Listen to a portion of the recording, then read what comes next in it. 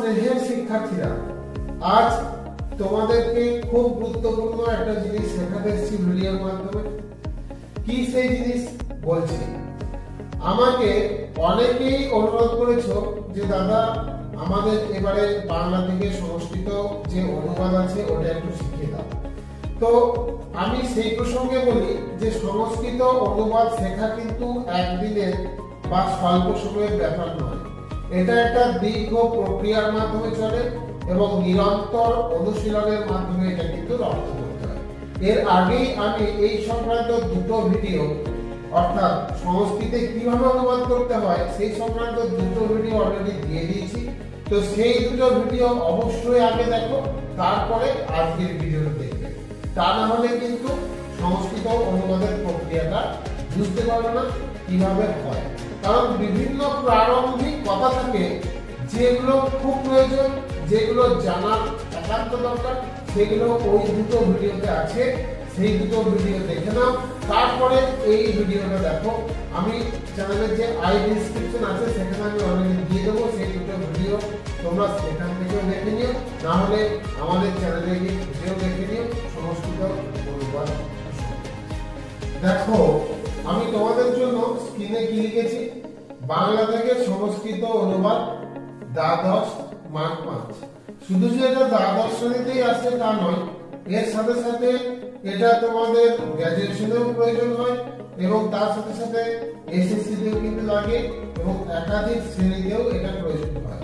যদি সংস্কৃত অনুবাদটা একবার শিখে নিতে পারো তাহলে তোমাদের নিজের সংস্কৃত লেখার ক্ষমতাও কিন্তু বেড়ে যাবে।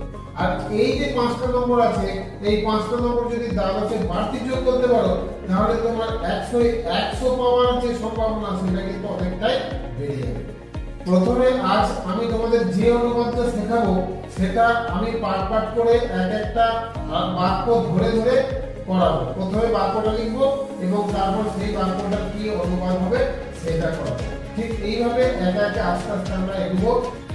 অনুবাদ শেখার জন্য কিন্তু সব থেকে বড় কথা ধৈর্য। যাদের ধৈর্য নেই তাদের জন্য কিন্তু এই ভিডিওটা নয়। যাদের ধৈর্য আছে সম্পূর্ণটা দেখার মতো তারাই শুধুমাত্র এই ভিডিওটা দেখো। প্রথমে দেখো আমি যে বাক্যটা লিখেছি, এক গ্রামে এক দরিদ্র কৃষক বাস করত। এই প্রথম বাক্যটা সংস্কৃত অনুবাদ করলে কি হয় সেটা আগে দেখাচ্ছি, তারপরে কিভাবে হয় সেটা দেখো। আমি তোমাদের সুবিধার জন্য যাতে ভিডিও বড় না হয় তার জন্য কি করেছি, অনুবাদটাকে লিখে নিয়েছি। তো দেখো কি লিখেছি, একস্মিন গ্রামে কশ্চিৎ দরিদ্র কৃষক প্রতি বসতি স্ম বা অবসর। এইবারে আমাকে দেখতে হবে যে বাংলা বাক্যটা কি আছে। বাংলা বাক্যটা আছে এক গ্রামে এক দরিদ্র কৃষক বাস করত। এই বাক্যটার মধ্যে আমাকে আগে কারক এবং ক্রিয়াটা বার করে দিতে হবে। তো দেখো এখানে বাস করত, এটা হচ্ছে ক্রিয়া। আর এক গ্রামে, এই গ্রামে মানে কোথায়, তাহলে এটা কি, আমি ক্রিয়াকে প্রশ্ন করছি কি দিয়ে, কোথায়, উত্তর কি আসছে এক গ্রামে, তার মানে এটা হচ্ছে আমার কি সপ্তমী। এরপরে অধিকরণ কারক মানে হচ্ছে সপ্তমী বিভক্তি।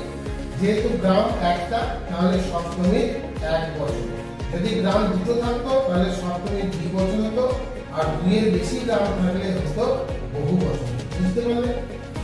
এরপর দেখো আমি দেখছি যে এখানে ক্রিয়া বাস করত, আর কি আছে এক দরিদ্র কৃষক। এইবার আমি প্রশ্ন করব ক্রিয়াকে যে কে বাস করত। আমি প্রশ্ন করছি ক্রিয়াকে কে বাস করত, উত্তর কি আসছে এক দরিদ্র কৃষক। তাহলে কি এইটা হচ্ছে কর্তা। এরপর বলি এই যে কৃষক, কৃষক বিশেষ্য এবং কৃষক কেমন দরিদ্র, অর্থাৎ কৃষক বিশেষ্য এবং দরিদ্র হচ্ছে তার বিশেষণ, অর্থাৎ বিশেষণ মতো বিশেষণে রূপ হবে। তাহলে একটা তো জানো কি হবে আর কি হবে। তাহলে আমি পেয়ে গেলাম এক গ্রামে, এটা হচ্ছে অধিকরণ, তার সাথে সাথে দরিদ্র কৃষক এটা হয়ে যাচ্ছে কর্তৃকারক। এরপরে যেহেতু কৃষক একজন আছে কর্তৃকারকের এক বচন হবে। যদি দুজন কৃষক থাকতো তাহলে দ্বিবচন, আর যদি অনেকজন কৃষক থাকতো তাহলে বহুবচন। বুঝতে পারলে? আর বাস করত ক্রিয়া, বাস করত এটা হচ্ছে বস ধাতু, বস ধাতু বাস করত। তাহলে সেইভাবে কি হবে যে গ্রামে সপ্তমীর এক বছর, গ্রাম এটা হচ্ছে একটা কি ফল শব্দের মতো ক্রিয়ালিঙ্গ, তাই ফলের সপ্তমীর এক বছর হচ্ছে ফলে, সেই রকমই গ্রামের সপ্তমীর এক বছর হচ্ছে গ্রাম। আর এক মানে একস্মিন হবে, তাহলে একস্মিন গ্রামে। এরপর আসছি কৃষক। এই কৃষক এটা কিন্তু একবারে নর শব্দ রূপের মতো হবে, অকারান্ত পুংলিঙ্গ নর শব্দ রূপের মতো হবে। এরপর কৃষক কজন বলেছি একজন, তাহলে প্রথমার এক বচন নর, সেরকম কৃষক, কৃষকের মতোই বিশেষণ দরিদ্র। আর এখানে এই যে এক বোঝাতে আমি এখানে কশ্চিৎ ব্যবহার করছি, এক মানে কোন এক, তাই বলছি এখানে কশ্চিৎ, তাহলে কশ্চিৎ দরিদ্র কৃষক। বুঝতে পারলেন? একস্মিন গ্রামে, এখানে গ্রামটা হয়ে গেছে আমার অধিকরণ কারকে সপ্তমীর এক বছর ফলক মতো, তাই ফলে। আর কৃষকটা হচ্ছে নর শব্দের প্রথমার এক বছর, কৃষক বিশেষণ দরিদ্র, সেই কারণে এখানে দরিদ্রই করেছি, তাই হচ্ছে কশ্চিৎ দরিদ্র কৃষক। এরপর আসছি আমি বাস করত। বাস করত মানে এটা আমার কি, এটা হচ্ছে আমার ধাতু রূপের লং। আর এখানে কৃষক কি আমি আমার মধ্যে পড়ছে না, তুমি তোমার মধ্যে পড়ছে না, সে তাহার মধ্যে পড়ছে। তার মানে আমি আমরা হচ্ছে উত্তম পুরুষ, তুমি তোমরা মধ্যম পুরুষ, আর সে তাহার হচ্ছে কি প্রথম পুরুষ। তাহলে কৃষক প্রথম পুরুষ এক বছর, তাহলে এখানে আমাকে এই বস ধাতুর প্রথম পুরুষ এক বচনই বার করতে হবে। তাহলে যেহেতু আমার লং, বস ধাতুর লং প্রথম পুরুষ এক বচন কি, সেটা হচ্ছে আমার লিখে দিয়েছি দেখো অবসর। এইভাবেও করতে পারি। এই যে এখানে বস যে ধাতুরূপ আছে, বসের যে লট অর্থাৎ কি বর্তমানকাল, বর্তমানকাল প্রথম পুরুষ এক বছর বসতি, তার সাথে স্ম যোগ করে আমি কিন্তু অতীতকাল করতে পারি, এটা একটা সোজা, তাই হয়ে গেল কি প্রতি বসতি স্ম। বুঝতে পারলে? এইভাবেও কিন্তু করা যায়, এটা একটা সোজা পদ্ধতি যদি এটা মনে না থাকে। লং অতীতকাল করে যদি মনে না থাকে তাহলে তোমরা লট অর্থাৎ বর্তমান কালের সাথে স্ম যোগ করলেই কিন্তু সেই অতীতকালটা হয়ে যায়। তোমাদেরকে একটা আলাদা উদাহরণ দিচ্ছি যাতে তোমরা পার্থক্যটা বুঝতে পারো। আমি এখানে বলছি দুই কৃষক বাস করে, অর্থাৎ কৃষকটা আমি এখানে দুজন করে দিলাম দ্বিবচন, আর বাস করত লংটা করে দিলাম বাস করে লট। তাহলে এখানে যে কৃষক কজন, দুজন, তাহলে কৃষক নরর মতনই হবে, নরা দুজন মানে দ্বিবচন, তাহলে প্রথম আর দ্বিবচন নরার মতই হবে কৃষকা, নরার মতই হবে কৃষকা। আর বাস করে সেটা কি হয় বসতি, এক বচনে হচ্ছে বসতি, প্রথম পুরুষ এক বচন হচ্ছে বসতি। আর এখানে তাহলে কি হবে প্রথম পুরুষ দ্বিবচন হবে বসত। এইভাবে পার্থক্যটা আস্তে আস্তে হয় একটার সাথে আরেকটা। এবার দেখো পরের যে বাক্য বা পরের যে বাংলাটা, তার দুই সন্তান ছিল, এর সংস্কৃত অনুবাদে কি হবে তস্য দৌ পুত্র আস্তাম। এরপর বলি কিভাবে এটা হলো। এখানে আমি তার, এটা তস্য লিখলাম, তার সাথে সাথে দেখছি দুই সন্তান, তাহলে ক্রিয়া হচ্ছে এখানে ছিল, ছিল হচ্ছে ক্রিয়া, ক্রিয়াকে আমি প্রশ্ন করছি যে কি ছিল, উত্তর কি আসছে দুই সন্তান। দেখো সন্তান কিন্তু নর, এই অকারান্ত পুংলিঙ্গ শব্দের মতোই, শব্দরূপের মতোই হবে, কিন্তু এখানে আছে কজন, দুই সন্তান মানে দ্বিবচন। তাহলে কি ছিল মানে কি কারক হবে কর্মকারক, আর কর্মকারক মানেই হচ্ছে দ্বিতীয়া বিভক্তি, কর্মকারক মানে হচ্ছে দ্বিতীয়া বিভক্তি। এইবার যেহেতু কর্মকারকের কজন সন্তান? দুইজন সন্তান, তাই দ্বিতীয়া বিভক্তির হয়ে যাবে দ্বিবচন। বুঝতে পারলেন? তাহলে নর শব্দের দ্বিতীয়ার দ্বিবচনের মতনই এই সন্তানটা হয়ে যাবে কি? সন্তান মানে পুত্র, সন্তান মানে আমরা জানি পুত্র, পুত্র করতে পারি। নর নরৌ নরা, নরম নরৌ, সেরকম হয়ে যাবে পুত্র। বুঝতে পারলে? কর্মকারক হওয়ায় দ্বিতীয়া বিভক্তি, দুজন হওয়ায় দ্বিবচন, তাই হয়ে গেল নর শব্দের দ্বিতীয়ার দ্বিবচন নরৌ এর মতো হয়ে গেল পুত্র। এরপরে সেই রকমই কজন সন্তান? দুই, এটা হয়ে গেল কি? দো। বিশেষ্য বিশেষ্য, বিশেষ্যর মতো বিশেষণ হবে, তাই হয়ে গেল কি? দো। বুঝতে পারলে? তাহলে তস্য দো পুত্র ছিল, ছিলটা অধাতুর মতো হবে, এবার কি? সেটা দ্বিবচন হবে, তাই হয়ে যাচ্ছে কি? অধাতু। ভালো করে শুনবে, ভালো করে বুঝবে। যদি না বুঝতে পারো অবশ্যই আমাকে কমেন্টের মাধ্যমে জানাবে, আমি আবার তোমাদের ডাউট ক্লিয়ার করে দেব। অজ ধাতু, যেহেতু এটা কি? অতীতকাল, তাই হয়ে যাবে লং। অজ ধাতু লং প্রথম পুরুষ দ্বিবচন হয়ে যাচ্ছে কি? আস্তান। বুঝতে পারলে? এইবার আমরা পরের বাক্যতে আসছি। দেখো এই বাক্যটা, সে অত্যন্ত সৎ ও সরল জীবনযাপন করত। সে বলতে এখানে কে? এই কৃষক। সে বলতে এখানে কৃষককে বোঝানো হচ্ছে, তাই এটা সেটা হয়ে যাচ্ছে কি? সর্বনাম। আমি প্রথমে কারকটা বার করে নিই। তাহলে এখানে কি করত? এটা হচ্ছে ক্রিয়া, তাই তো? করত মানে হচ্ছে ক্রি ধাতু, করত মানে হচ্ছে কি ধাতু? ক্রি ধাতু। এরপর বলছি কে? সে। সে মানে নর প্রথমা কর্তা, সে হচ্ছে এখানে কি? কর্তা। কর্তা কজন? একজন। নর শব্দের মতো প্রথমার এক বচন, তাই হয়ে যাচ্ছে কি? স। দন্তস্ব বিসর্গ। বুঝতে পারলে? লিখেছি। এবার দেখো অত্যন্ত, কিছু কিছু শব্দ আছে যেগুলো ফিক্সড সংস্কৃত আছে, সেইগুলো আমি তোমাদেরকে কিছু বলে দেবো, তাহলে তোমাদের এই অনুবাদ করার ক্ষেত্রে সুবিধা। আর একটা সবথেকে গুরুত্বপূর্ণ কথা বলে রাখি, যে অনুবাদে তোমরা যতটুকু পারবে ততটুকুই করবে। তার মানে কি? আমার আশা যে তোমরা সবটাই করতে পারবে।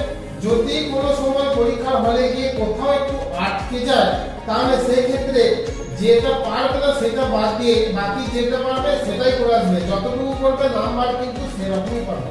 এরকম নয় যে আমি গোটাটা পারলাম না বলে হয়তো নাম্বার কেটে দেবে, তা না। যতটা পারবে ততটাই করে আসবে, সেরকম অনুযায়ী কিন্তু নাম্বার পাবে। এটা কিন্তু সবসময় মাথাতে রাখবে। এরপর আসছি তাহলে অত্যন্ত। অত্যন্ত সবসময় কি হবে? অত্যন্তটা আমার সবসময় অতীব হবে। তাহলে স অতীব হলো কেমন বা কি করত? জীবন যাপন করত। কেমন? না সৎ ও সরল। তাহলে সৎ ও সরল জীবনযাপন, সৎ ও সরল। এখানে জীবনযাপনটা হচ্ছে কর্মকারক, ঠিক আছে? আর এইগুলো হচ্ছে বিশেষণ, সৎ ও সরল, এটা হচ্ছে কিন্তু এই বিশেষণ। বিশেষণ বুঝতে পারলে? তাহলে কি রকম হবে? না এখানে আমার কর্তা একজন, তাই এখানে আমি কি করব? কর্ম দ্বিতীয়া বিভক্তি, দ্বিতীয়া বিভক্তি এক বচনই হবে, তাই আমি এখানে লিখবো সৎ অপি চ। ঠিক আছে? সৎ ও, এখানে কি বলছে? এটা হচ্ছে ও, পিচটা মানে হচ্ছে ও। তাহলে সৎ অপি চ সরলং, সরলং জীবন যাপনং, এটা হচ্ছে কি? কর্মে দ্বিতীয়া, কর্মে দ্বিতীয়া, তাই সরলং জীবন যাপন। কিভাবে হচ্ছে আমি কিন্তু এখানে তোমাদেরকে বলে দিয়েছি, ঠিক যেরকম এখানে ছিল এই যে দো পুত্র, সেরকমই এই কর্মটা হবে এখানে, তাই হয়ে যাচ্ছে সরলং জীবন যাপন। আশা করি বুঝতে পারলে। যদি না পারো বুঝতে অবশ্যই আমাকে জানাবে, আমি আবারও বলে দেবো। আর কি করতো? আমি কি বললাম? এটা হচ্ছে ক্রি, কয়নি ক্রি, ক্রি ধাতু। এরপরে কি? এখানে সে মানে কি? প্রথম পুরুষ এক বচন। আবারও বলছি, আমি আমরা হচ্ছে উত্তম পুরুষ, তুমি তোমরা হচ্ছে মধ্যম পুরুষ, আর সে তারা হচ্ছে প্রথম পুরুষ। তাহলে এটা সে প্রথম পুরুষ, এবং কজন আছে? সে একজন আছে, তাহলে প্রথম পুরুষ এক বচন। তাহলে আর আছে কি গেলে? অতীতকালে, তাই প্রথম পুরুষ একবচন হবে এবং হবে লং, তাহলে লং প্রথম পুরুষ একবচন, সেটা হয়ে যাচ্ছে কি অকরণ। বুঝতে পারলে কিভাবে হলো? আমি লিখে দিচ্ছি, তাও তোমাদের বোঝার সুবিধার জন্য। লং প্রথম পুরুষ একবচন। আর তার সাথে আমি বলেছিলাম যে করতি স্মর, এটা কেন হচ্ছে? এটা হওয়ার কারণ হচ্ছে যে আমার বর্তমান কালের যে একবচন প্রথম পুরুষ একবচন আছে করতি, তার সাথে কি হয়ে গেছে এই স্ম যোগ করে আমি কিন্তু এটা অতীতকাল করতে পারি। আমি আগেও বললাম, আবারও বলছি। বুঝতে পারলে? এর আগের ভিডিওতে গুলো সেগুলো বলেছি, ভালো করে শুনবে, তাহলে তোমরা গোটা জিনিসটা বুঝতে পারবে। শেষ বাক্যটা দেখো, এজন্য গ্রামে তাকে সবাই খুব শ্রদ্ধা করত। আর এর সংস্কৃত অনুবাদটা কি হবে? অত গ্রামে সবে তাম অতীব শ্রদ্ধা কৃতবন্ত। একটা কথা তোমাদেরকে বলি, এই অনুবাদ তাড়াতাড়ি করার জন্য, তাড়াতাড়ি ভিডিও দেওয়ার জন্য তোমাদেরই বন্ধু আমার প্রিয় ছাত্র বাচ্চু আমাকে অনুরোধ করেছিল এবং তার অনুরোধেই আমি দ্রুত এই ভিডিওটা করলাম। হয়তো আমি করতাম, দেরি হতো, কিন্তু বাচ্চু আমাকে অনেকবার বলেছিল, তাই আমি ওর কথা মতোই তাড়াতাড়ি ভিডিওটা করলাম। বাচ্চু, নিশ্চয়ই তুমি ভিডিওটা দেখেছো এবং তোমার কারণেই আমি তাড়াতাড়ি এই ভিডিওটা করলাম। এইবার আসি যে কিভাবে কিছু কিছু বাংলা শব্দ আছে যেগুলো বাংলা থেকে সংস্কৃত করলে ওইগুলোই হবে, তার একটা লিস্ট আমি তোমাদেরকে করে দেবো। এর মধ্যে এই জন্য একটা, এছাড়াও যে জন্য, সেই জন্য, এগুলো যেমন বাংলায় থাকে সংস্কৃতিতে সেটা নির্দিষ্ট হয়ে বসে যাবে, তার কোনো পরিবর্তন চেঞ্জেস হয় না। তাহলে এখানে এই জন্য কি করেছি? অত। এখানে ক্রিয়া হচ্ছে করত, লিখেছি। আর কর্তাকে, কর্তা হচ্ছে সবাই। তাহলে কে শ্রদ্ধা করত? কে শ্রদ্ধা করত? উত্তর কি আসছে? সবাই। তাহলে সবাই হচ্ছে এখানে কর্তা। বুঝতে পারলে? এরপর আসছি কর্ম। আমরা যদি একটা বাক্যে কিন্তু অনেক সময় দুটো কর্ম থাকে, একটা প্রধান কর্ম অর্থাৎ মুখ্য, আর একটা গৌণ। মুখ্য কর্ম সবসময় জড় পদার্থ হয়, আর গৌণ কর্ম সবসময় জীবন থাকে, প্রাণ থাকে, অর্থাৎ জীব হয়।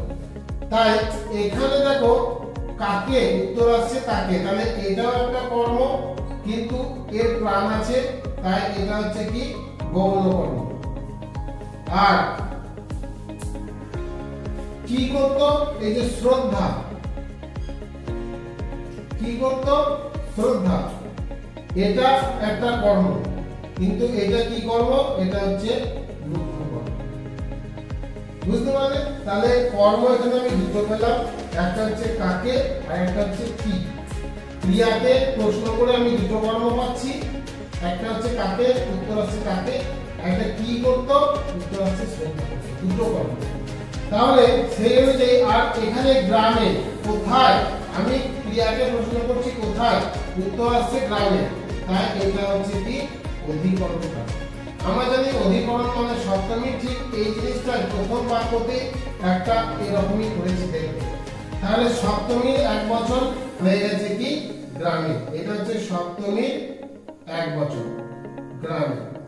আর সর্বে অর্থাৎ সর্ব শব্দরূপে, যেহেতু সবাই, তার মানে এটা বহুবচন, তাই প্রথম আর বহুবচন সর্ব শব্দরূপ হচ্ছে কি সর্বে, তাই সর্বে লিখেছি।